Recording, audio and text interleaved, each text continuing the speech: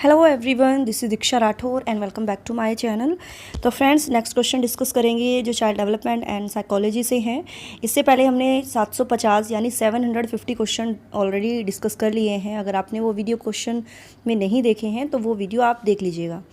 Okay, तो video को पूरा देखिए और लास्ट में एक क्विज क्वेश्चन पूछा जाएगा आपसे, जिसका आंसर आपको कमेंट में देना है और सभी के कमेंट में दिखाऊंगी जो मैंने लास्ट वीडियो में आपसे क्वेश्चन पुट किया था। ओके, सो वीडियो को लाइक एंड शेयर कर दीजिए और चैनल को सब्सक्राइब कर लीजिए। तो आज की क्लास का सबसे पहला क्वेश्चन जो है, निम्नलिखित कथनों में से आप किससे सहमत हैं? अधिगम पूर्ण रूप से बाह्य उद्दीपन के द्वारा नियंत्रित होता है। अधिगम तब तक घटित नहीं हो सकता जब तक इसका अंकों के रूप में बाह्य रूप से आंकलन नहीं किया जाता है। अधिगम केवल तभी होता है जब वह व्यवहार से सुस्पष्ट होता है या अधिगम एक सामाजिक सांस्कृतिक परिवेश में घटित होता है। तो क्वेश्चन को ध्यान से देखिए, आंसर्स को ध्यान से देखिए, और ये जो क्वेश्चन है आपके सभी TET exam like CTET, UPTET, REET सभी के लिए इंपॉर्टेंट है। तो आंसर यहाँ पर सही हो जाएगा। आपने देख लिया होगा इसका आंसर क्या होगा। तो यहाँ अपना आंसर देख लीजिए, डी आंसर जिन्होंने दिया है, अधिगम एक सामाजिक सांस्कृतिक परिवेश में घटित होता है। ठीक है, डी आंसर यहाँ पर हमारा बिल्कुल सही है। आपका भी डी ही आंसर होगा और लास्ट में ज़रूर बताइएगा आपके कितने क्वेश्चन सही हैं। अच्छे प्रश्न की विशेषता है, ऑप्शन है प्रश्न की भाषा सरल व बोधगम्य होनी चाहिए, प्रश्न स्तरानुकूल बनाए जाने चाहिए, प्रश्न द्विअर्थी नहीं होने चाहिए, या उपरोक्त सभी। तो अच्छे प्रश्न की विशेषता क्या है? तो आंसर यहाँ पर राइट होगा डी आंसर, उपरोक्त सभी, है ना। मतलब प्रश्न की जो भाषा है सरल होनी चाहिए, ठीक है, और स्तरानुकूल होनी चाहिए, उनके स्तर से रिलेटेड होनी चाहिए, और डबल मीनिंग नहीं होनी चाहिए, यानी द्विअर्थी, यानी दो अर्थ प्रश्न के नहीं निकलने चाहिए। जो पूछा है ना, वही होना चाहिए प्रश्न में। तो डबल मीनिंग नहीं होना चाहिए प्रश्न में। तो सी आंसर यहाँ पर सही है। नेक्स्ट क्वेश्चन है, लॉरेंस कोहलबर्ग के अनुसार प्राथमिक स्कूल के बच्चे किस अवस्था में होते हैं? प्राथमिक स्कूल के बच्चे यहाँ पर बात हुई है।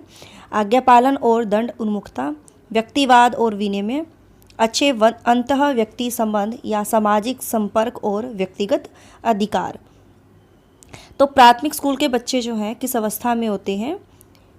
तो डियर ये ना, एक तो आज्ञा पालन और दंड उन्मुखता है ना, मतलब आज्ञा वो तब मानेंगे जब उनको पता होगा कि भाई अगर हम ये काम नहीं करेंगे तो हमें दंड मिलेगा, और अपने पर ये सेंटर्ड होते हैं, यानी सेल्फ सेंटर्ड होते हैं, इंडिविजुअली इनकी होती है, व्यक्तिवाद होते हैं ये। ठीक है, तो आंसर फर्स्ट और सेकंड यहाँ पर सही हो जाएगा। इट मीन्स सी आंसर यहाँ पर राइट है। ठीक है, शिक्षक एवं विद्यार्थी के मध्य संबंध होना चाहिए, स्नेह का, विश्वास का, सम्मान का, ये सभी। तो रिलेशन होना चाहिए टीचर और स्टूडेंट के बीच में, सभी का होना चाहिए, विश्वास का भी, स्नेह का भी, सम्मान का भी। तो डी आंसर यहाँ पर सही है। निम्नलिखित में से कौन सा व्यक्तित्व यानी पर्सनालिटी का प्रक्षेपी परीक्षण नहीं है? सेक का वाक्यपूर्ति परीक्षण, शब्द साहचर्य परीक्षण, होल्ट्जमैन स्याही धब्बा परीक्षण, या अलेक्जेंडर पास एलोंग परीक्षण। तो प्रक्षेपी परीक्षण नहीं है, तो वो है अलेक्जेंडर पास एलोंग परीक्षण। ठीक है, अगला क्वेश्चन है, शिवानी द्वारा पूछे गए एक प्रश्न का उत्तर शिक्षक तत्काल नहीं दे सकता। शिक्षक की प्रतिक्रिया क्या होनी चाहिए? शिक्षक द्वारा शिवानी को चुप करा देना चाहिए, शिक्षक द्वारा शिवानी को ध्यान बटा देना चाहिए, शिक्षक को कहना चाहिए मैं नहीं जानता हूँ, या शिक्षक द्वारा इस प्रश्न का सही उत्तर बाद में समझकर देना चाहिए। तो टीचर जो है उस टाइम तो नहीं वो उसका रिप्लाई कर सकता, बट वो उसको कह सकता है कि मैं इसका जो उत्तर है आपको बाद में दूंगा। इतना वो जो है, अगर उसको नहीं पता है टीचर को, तो वो समझकर उसका रिप्लाई दे देगा, है ना। तो आंसर यहाँ पर होना चाहिए डी आंसर। मेरा आंसर डी ही है और अपना आंसर यहाँ पर देख सकते हो, डी ही आंसर होगा। ठीक है, और मेरा पर्सनल चैनल है मिशन टैट, तो वो भी आप देख लीजिएगा। वहाँ पर भी आपके एग्ज़ाम के लिए काफ़ी वीडियोस मैंने अपलोड की हुई है। एक शिक्षिका अपने शिक्षण में दृश्य श्रव्य सामग्रियों और शारीरिक गतिविधियों का प्रयोग करती हैं क्योंकि वे शिक्षक को आराम देते हैं, के प्रभावी आंकलन को सुगम बनाते हैं, वे शिक्षार्थियों को वैविध्य उपलब्ध कराते हैं, या इनमें अधिकतम इंद्रियों का प्रयोग सीखने को संवर्धित करता है? 757 में आंसर राइट हो जाएगा। ऑडियो विजुअल एड का क्यों टीचर यूज़ करता है फिजिकल एक्टिविटी का? ताकि ज़्यादा से ज़्यादा यानी मैक्सिमम इंद्रियों का प्रयोग जो है हो सके और सीखने को संवर्धित कर सके। तो डी आंसर यहाँ पर सही है। सतत और व्यापक मूल्यांकन किस पर बल देता है? बोर्ड परीक्षाओं की अनावश्यकता पर, सीखने को सुनिश्चित करने के लिए व्यापक स्केल पर निरंतर परीक्षण, सीखने को किस प्रकार अवलोकित, रिकॉर्ड और सुधारा जाए इस पर, या शिक्षण के साथ परीक्षाओं का सामंजस्य। 758 में आंसर बताना है। तो CCE किस पर फोकस करता है कि सीखने को किस प्रकार जो है अवलोकित, रिकॉर्ड और सुधारा जाए। ठीक है, सी आंसर राइट होगा। एक अच्छी पाठ्य पुस्तक डैश से बचाती है? लैंगिक समानता, सामाजिक उत्तरदायित्व, लैंगिक पूर्वाग्रह या लैंगिक संवेदनशीलता। 759 में आंसर यहाँ पर राइट हो जाएगा लैंगिक पूर्वाग्रह। सी आंसर यहाँ पर सही है। नेक्स्ट क्वेश्चन है, पियाजे के सिद्धांतों के अनुसार बच्चे सीखते हैं उचित ध्यान देकर, सूचना को याद करके, समाज के अधिक सक्षम सदस्यों द्वारा की गई सहायता के द्वारा, अनुकूलन के द्वारा, या उचित पुरस्कार के माध्यम से उनके व्यवहार में किए गए परिवर्तन द्वारा। तो पियाजे ने सिद्धांत दिया था विकासात्मक सिद्धांत या संज्ञानात्मक सिद्धांत। स्विट्जरलैंड के मनोवैज्ञानिक थे। तो ये क्या कहते थे कि बच्चे जो हैं कैसे सीखते हैं? अनुकूलन की प्रक्रिया द्वारा। ठीक है, सी आंसर यहाँ पर राइट होगा। निम्नलिखित में से कौन सा सूक्ष्म गतिक कौशल का उदाहरण है? फुदकना, दौड़ना, लिखना या चढ़ना। आंसर क्या राइट हो जाएगा? तो ये होगा लिखना। ठीक है, सी आंसर जो है यहाँ पर हमारा बिल्कुल सही है। नेक्स्ट क्वेश्चन है, शिक्षक की आवश्यकताएं हैं। शिक्षक को नौकरी की सुरक्षा चाहिए, शिक्षक को समय पर पदोन्नति यानी जो है प्रमोशन चाहिए, शिक्षक को समाज में आदर व सम्मान चाहिए, या उपरोक्त सभी। तो शिक्षक की आवश्यकताएं हैं, तो यहाँ पर आंसर सही हो जाएगा उपरोक्त सभी। ये सभी नीड है। अधिगम की आधारित प्रक्रिया में अभिप्रेरणा, क्रिया तथा पुनर्बलन निहित है। कथन है सोरेनसन का, स्किनर का, गुड का या जॉनसन का। यहाँ आंसर राइट हो जाएगा सोरेनसन का। ठीक है, नेक्स्ट क्वेश्चन है, कोई अरुचिकर कार्य को कराने के लिए अध्यापक किस तरह से छात्रों को प्रेरित कर सकता है? परीक्षा में फेल होने का डर दिखाकर, अभिभावकों को डर दिखाकर, समय समय पर प्रगति से अवगत कराकर, या इनमें से कोई नहीं। तो जो अनइंटरेस्टिंग जो वर्क होता है उसको कराने के लिए, जैसे मतलब जो है बच्चों की रुचि उसमें नहीं है उस कार्य में, लेकिन टीचर उसको किस तरह से मोटिवेट कर सकता है? ये तो नहीं कहेगा कि भी मैं आपको फेल कर दूंगा, है ना, या पेरेंट्स को डराएगा, बल्कि समय समय पर प्रगति से अवगत कराकर, यानी प्रगति से इंट्रोड्यूस कराकर कि आपको किस तरह से प्रोग्रेस करना है, अगर आप ये करोगे तो आप लाइफ में इतनी आगे जाओगे, इस तरीके से। ठीक है, तो सी आंसर यहाँ पर सही है। कौन सा अभिप्रेरणा का बाह्य स्वरूप नहीं है? प्रशंसा, निंदा, पुरस्कार या आवश्यकताएं। बाह्य स्वरूप नहीं है, एक्सटर्नली आवश्यकताएं, क्योंकि आवश्यकताएं आपके इंटरनली जुड़ी हुई है। अगर आपको नीड है वो आपके इंटरनली जुड़ी हुई है। ठीक है, तो डी आंसर यहाँ पर सही है। बुद्धि के त्रिआयामी सिद्धांत के अनुसार बुद्धि के कारकों की संख्या है 135, 90, 110 या 120। तो बुद्धि के कारकों की संख्या है त्रिआयामी सिद्धांत के अनुसार वो है 120। ठीक है, और इसी से रिलेटेड मैं आपसे लास्ट में क्विज क्वेश्चन पूछूंगी जिसका आंसर आपको कमेंट में देना है। ओके, और मैं आपके कमेंट ज़रूर देखती हूँ, और मैं नेक्स्ट वीडियो में आपसे जो है नेक्स्ट वीडियो में मैं आपके कमेंट भी शो करती हूँ। जो स्टूडेंट रिप्लाई करता है, चाहे वो कोई भी कमेंट हो, ठीक है, और बहुत अच्छे अच्छे जो है वॉइस से रिलेटेड जो है कुछ स्टूडेंट बहुत अच्छे कमेंट करते हैं। सो थैंक यू सो मच, उनके भी कमेंट मैं आज दिखाऊंगी, तो बहुत अच्छा लगता है। Thank you so much. आपको वीडियो स्किप नहीं करनी है डियर। अभी क्वेश्चन अभी रहते हैं। अगला क्वेश्चन है, समान आयु के बच्चों में भी आकृति योग्यता, स्वभाव, रुचि, प्रवृत्ति और अन्य बातों में बहुत अंतर होता है। इस संदर्भ में विद्यालय की क्या भूमिका है? बच्चों के आकलन के लिए नियामक मानक स्थापित करना, सुनिश्चित करना कि शिक्षक मानकीकृत निर्देश और पाठ्य पुस्तकों का उपयोग करें, सुनिश्चित करना कि सभी बच्चों का विकास एक ही प्रकार से हो, सुनिश्चित करना कि प्रत्येक बच्चे को अपनी क्षमताओं के अनुसार विकास के अवसर मिले। 767 में आंसर राइट हो जाएगा, तो वो है डी आंसर, सुनिश्चित करना कि प्रत्येक बच्चे को अपनी क्षमताओं के अनुसार विकास के अवसर मिले। ठीक है, डी आंसर यहाँ पर हमारा बिल्कुल सही, क्योंकि पॉजिटिव में ही देखना है, पॉजिटिव में यही आंसर सही है ना। तो डी आंसर यहाँ पर राइट है, क्योंकि हर बच्चे को अपनी कैपेबिलिटी के अनुसार अपॉर्चुनिटी मिले, ये हमें सुनिश्चित करना है ना। निम्नलिखित में से कौन सा बच्चों के संवेगात्मक विकास के लिए सर्वाधिक उपयुक्त है? कक्षा का प्रजातांत्रिक परिवेश, अध्यापकों की कोई भी सहभागिता नहीं क्योंकि यह माता पिता का कार्य है, कक्षा का नियंत्रित परिवेश, या कक्षा का अधिकारवादी परिवेश। 768 में आंसर राइट हो जाएगा, तो ये है डेमोक्रेटिक परिवेश होना चाहिए, है ना। ये बिल्कुल सही है, ताकि हर बच्चे को अपनी बात कहने और सुनने के अवसर मिले। और नियंत्रित बिल्कुल नहीं होना चाहिए, अधिकारवादी नहीं होना चाहिए, और माता पिता मतलब अध्यापकों की कोई भी सहभागिता नहीं क्योंकि यह माता पिता का कार्य है, बिल्कुल गलत है। डेमोक्रेटिक इन्वायरमेंट होना चाहिए क्लासरूम का। ठीक है, कक्षा परीक्षणों में अच्छा प्रदर्शन करने में एक बच्चे की असफलता हमें इस विश्वास की तरफ ले जाती है कि आंकलन वस्तुनिष्ठ है तथा असफलताओं को स्पष्ट रूप से पहचानने के लिए इसका प्रयोग किया जा सकता है। पाठ्यक्रम, शिक्षण पद्धति तथा आंकलन प्रक्रियाओं पर विचार करने की आवश्यकता है। कुछ बच्चों को अनुत्तीर्ण होना ही है, चाहे व्यवस्था उन पर कितना भी अधिक प्रयास करे, या बच्चे कुछ निश्चित क्षमताओं और कमियों के साथ पैदा होते हैं। 768 में आंसर राइट हो जाएगा,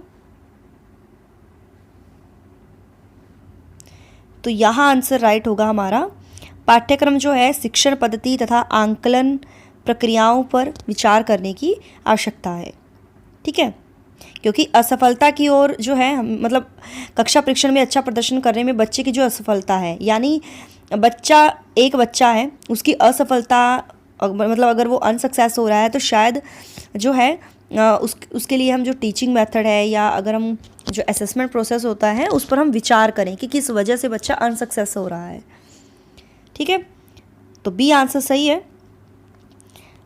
आपकी कक्षा में कुछ बच्चे हैं जो गलतियां करते हैं, इस परिस्थिति का आपके विश्लेषण के अनुसार से कौन सा कथन सर्वाधिक उपयुक्त है?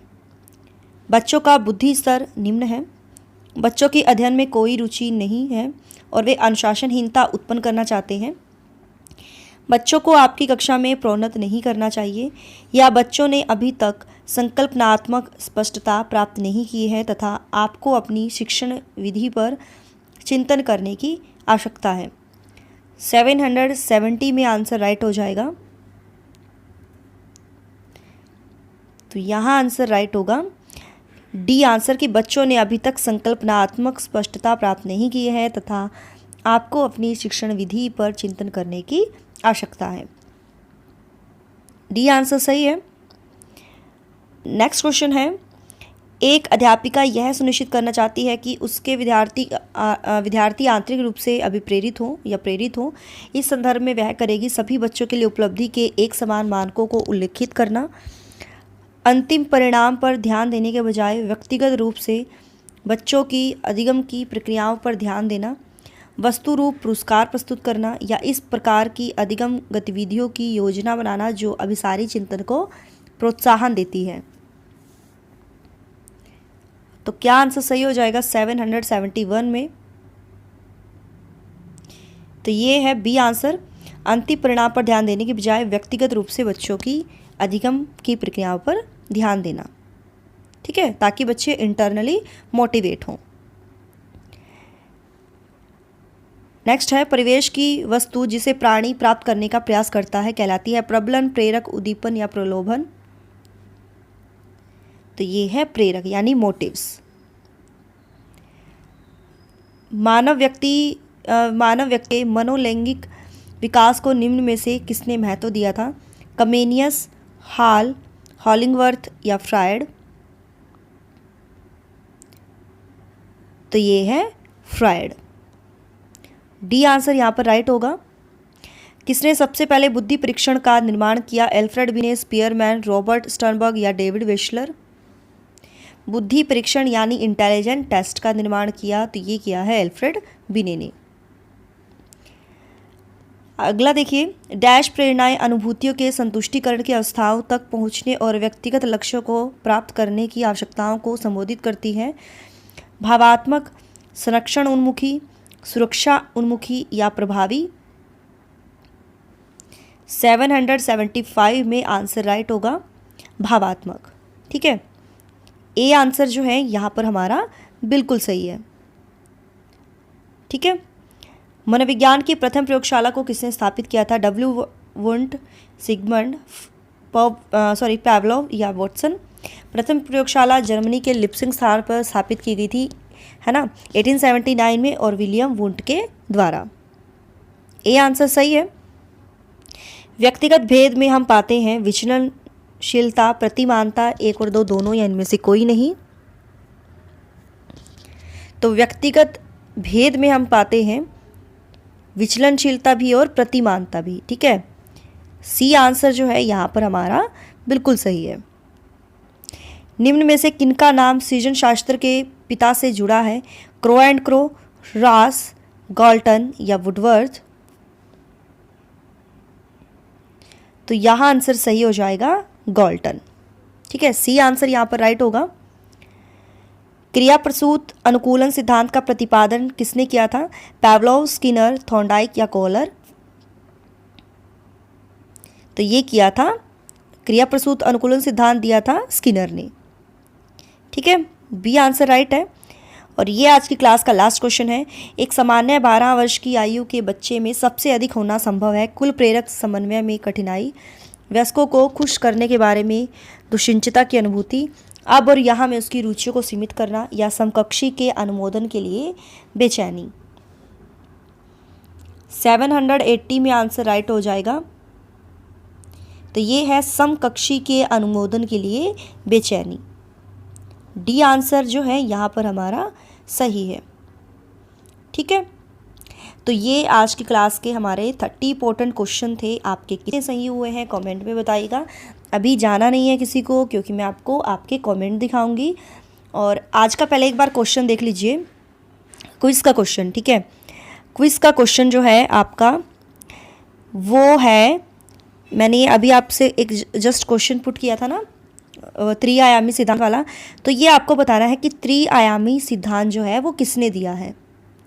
त्रिआयामी सिद्धांत किसने दिया है, और सभी को अपना आंसर बताना है। ये आपका होमवर्क है। ठीक है डियर, तो इसका आंसर आपको कमेंट में बताना है। और लास्ट वीडियो में मैंने आपसे पूछा था कि जो ये है शास्त्रीय अनुबंध सिद्धांत जो है, ठीक है, तो ये ना किसने दिया था? तो आप सभी ने भी रिप्लाई किया था। मैं आपके जो है कमेंट दिखा देती हूँ। तो यहाँ पर संजय सैनी का कमेंट आया था 1904 में, क्योंकि पैवलोव ने ये थ्योरी 1904 में ही दी थी। नोबेल पुरस्कार इनको मिला था फिजियोलॉजी के रूप में, ठीक है, 1904 में ही। और एक करमवीर खन्ना ने भी बताया था। अलका दुबे ने वॉइस के ऊपर कमेंट किया था, so thank you so much dear. और अगला जो है राजू राजपूत, इन्होंने कमेंट किया था। और चंदन कुमार ने भी ये बताया था, बट इन्होंने जो है ईयर गलत बताया था, तो 1904 आना था डियर। संजय सैनी, CL मेवाल, इन्होंने भी यहाँ पर कमेंट किया था। अगला जो है धर्मेंद्र निषाद, प्रिंस जी, रविंद्रा यादव, कैलाश चिरानिया, रविंद्रा प्रजापति, उदय माली, सुनील मावड़े। तो यहाँ पर यही कमेंट थे, ठीक है, जिन्होंने यहाँ पर कमेंट किए थे। तो मैं आपको दिखाती हूँ। और जो मैंने अब की वीडियो में मैं आपसे क्वेश्चन पूछा है ना, त्रिआयामी सिद्धांत जो है किसने दिया है, उसका कमेंट भी मैं आपको दिखाऊंगी। और जो है अदर जो कमेंट होंगे वो भी मैं शो करूँगी, जिसका मुझे अच्छा लगता है कमेंट। ठीक है, सो वीडियो को ज़्यादा से ज़्यादा शेयर कीजिए। So thanks for watching my video. Do like, share and subscribe my YouTube channel. Till then bye bye, रब रखा, जय भोलेनाथ।